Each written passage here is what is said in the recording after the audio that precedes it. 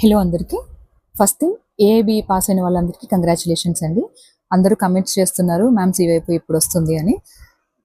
ఒక్క విషయం అండి, మనం ఏఐబీ జస్ట్ ఇప్పుడే పాస్ అయ్యాము. మనకి రెస్పెక్టివ్ బార్ కౌన్సిల్స్ అనేవి మనకి ఒక టైం పీరియడ్ అనేవి పెడతాయి. దానికి ఇది ఇంత టైం పడుతుంది అంత టైం పడుతుంది సిఓపికి అని మాత్రం ఎవరు చెప్పలేరు. సో కొంచెం ఓపికగా ఉండండి. ఎందుకంటే కొన్ని బార్ కౌన్సిల్స్ తొందరగా రిలీజ్ చేసేస్తాయి, కొన్ని బార్ కౌన్సిల్స్‌లో కొంచెం లేట్‌గా పట్టొచ్చు. 2 మంత్స్ పట్టొచ్చు, 3 మంత్స్ పట్టొచ్చు, 1 మంత్‌లోనే రావచ్చు. నోటిఫికేషన్స్ కోసం వెయిట్ చేస్తూ ఉండండి. వాళ్ళ బార్ కౌన్సిల్ వెబ్‌సైట్స్‌లో బీసీఐ నుంచి కానీ, స్టేట్ బార్ కౌన్సిల్స్ నుంచి కానీ వెబ్‌సైట్స్ ఉంటాయి కదా! వాళ్ళ ఓన్ వెబ్‌సైట్స్.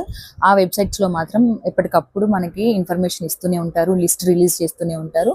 అప్పుడు మనం చూసుకొని మనం వెళ్ళి బార్ కౌన్సిల్‌కి వెళ్ళి చేసుకోవాల్సినవి ఏవైతే వాళ్ళు అడుగుతున్నారో మనం వాటిని చేసుకోవాల్సి ఉంటుంది. వాళ్ళకి టైం పడుతుంది. ఎందుకంటే బీసీఐ పాస్ అయిన క్యాండిడేట్స్ అందరూ లిస్ట్ తీసి అన్ని సిఓపిస్ రెడీ చేసి మళ్ళీ స్టేట్ బార్ కౌన్సిల్స్‌కి పంపించి స్టేట్ బార్ కౌన్సిల్స్ అన్ని వెరిఫై చేసుకొని అంతా చాలా టైం ప్రాసెస్ పడుతుందండి. బట్ ఈలోపు మీరు ప్రాక్టీస్ ఆపుకోవాల్సిన అవసరం లేదు. మీరు ప్రాక్టీస్ చేస్తూ ఉండొచ్చు.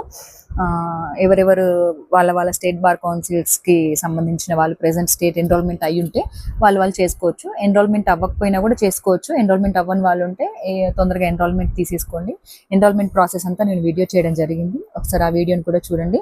ఏబీ 21 కంప్లీట్ సిఓపి వీడియోని కూడా నేను చేయడం జరిగింది. అండ్ నెక్స్ట్ రిజల్ట్ వచ్చిన తర్వాత ఎన్ని మార్క్స్‌కి పాస్ అయ్యారు అనేది కూడా నేను చెప్పడం జరిగింది. ఆ వీడియోస్ అన్నీ మీకు నేను డిస్క్రిప్షన్స్‌లో పెడుతూ ఉంటాను. చెక్ చేస్తూ ఉండండి.